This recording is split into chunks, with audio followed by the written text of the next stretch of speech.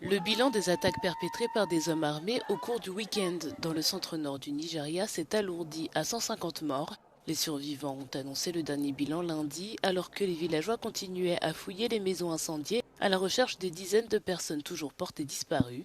Les assaillants ont pris d'assaut la communauté Yelewata dans l'état du Benue tard dans la nuit de vendredi à samedi.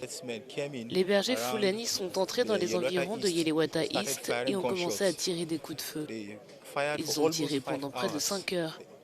Ils ont rencontré une forte résistance de la part de la police.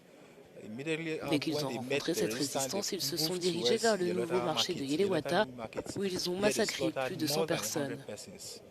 Les incidents ont duré plus de 5 heures. Ils ont brûlé certains membres de notre communauté dans des magasins. Certains magasins abritent plus de 50 personnes.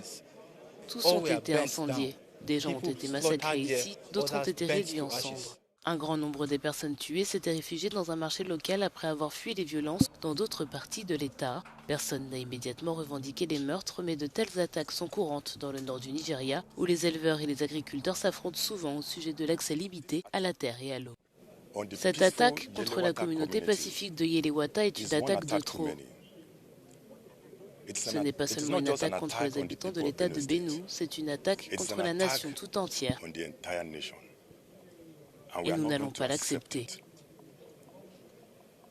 Les habitants de cette communauté ne sont pas seuls, nous sommes avec eux.